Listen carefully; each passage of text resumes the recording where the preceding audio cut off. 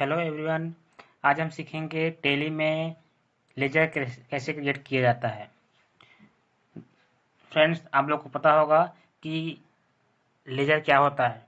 Laser एक book होता है, एक अकाउंट होता है, खाता होता है, जो कि टैली में अकाउंट को, बुक को लेजर के नाम से जाना जाता है। टैली में यूजर अपनी आवश्यकता के अनुसार लेजर क्रिएट कर सकता है।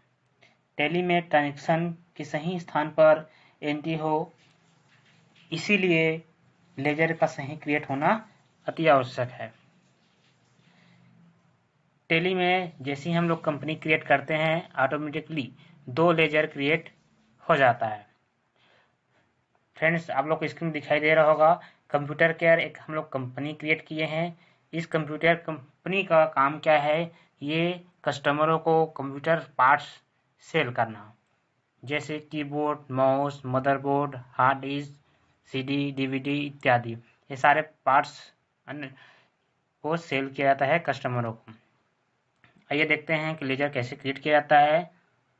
सबसे पहले हम गेटवे ऑफ टैली में जाएंगे। गेटवे ऑफ टैली के अंदर दिखाई दे रहा है अकाउंट इन्फो। इंटर प्रेस करके देखेंगे लेजर ग्रुप और लेजर। लेजर पर सिलेक्ट कर लेंगे, इंटर प्रेस करेंगे। यहाँ पर हम लोग पहले ये देख लेते हैं कि कंपनी क्रिएट करने के बाद वो कौन सा लेजर है जो ऑटोमेटिकली क्रिएट हो जाता है। तो इस बार उसके बाद हम लोग किस में जाएंगे? डिस्प्ले में।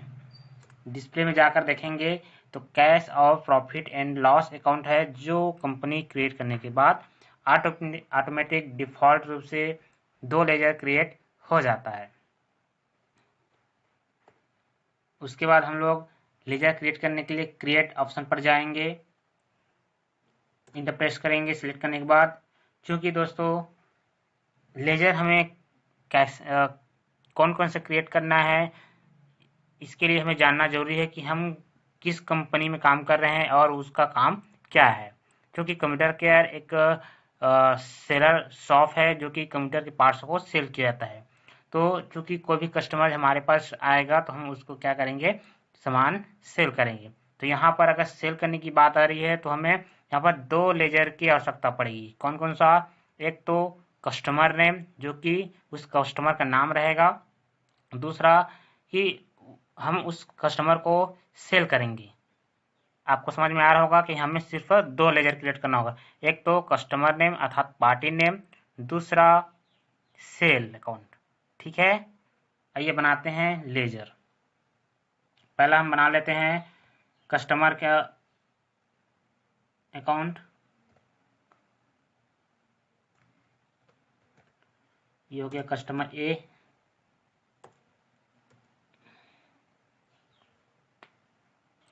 आप लोग को पता होगा जब हम लोग क्रेडिट और डेबिटर पढ़ रहे थे तो उसमें बताया था कि कस्टमर को हम लोग किसके अंतर्गत रखेंगे? तो सन्ड्री डेबिटर के अंतर्गत। तो यहाँ पर हम लोग सन्ड्री एस प्रेस करके यहाँ पर लास्ट देख सकते हैं सन्ड्री डेबिटर।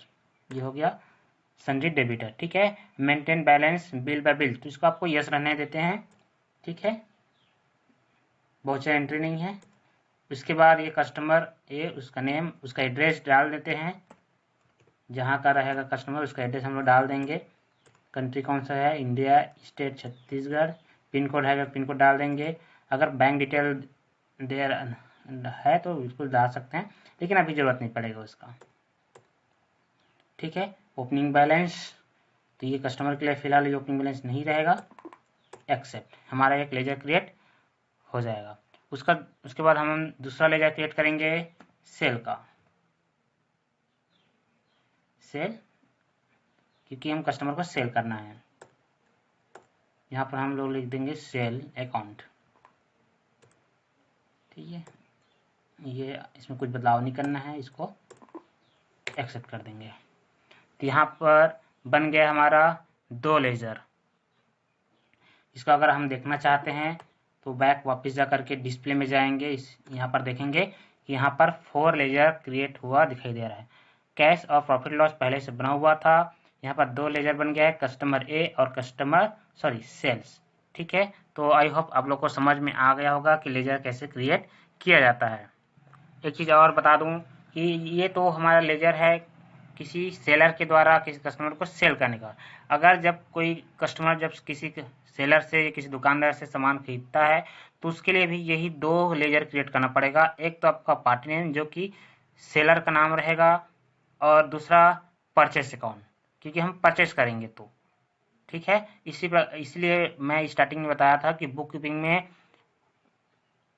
इसमें 2 पहलू होता है, क्रेडिट और डेबिट। साथ ही साथ इसमें जब सेल करते हैं तो 2 लेजर क्रिएट होगा, जब परचेज करते हैं तो 2 लेजर क्रिएट, अर्थात ये आपका दोनों साइड से ट्रांजेक्शन करना है तो 4 लेजर क्रिएट करना आवश्यक होता है।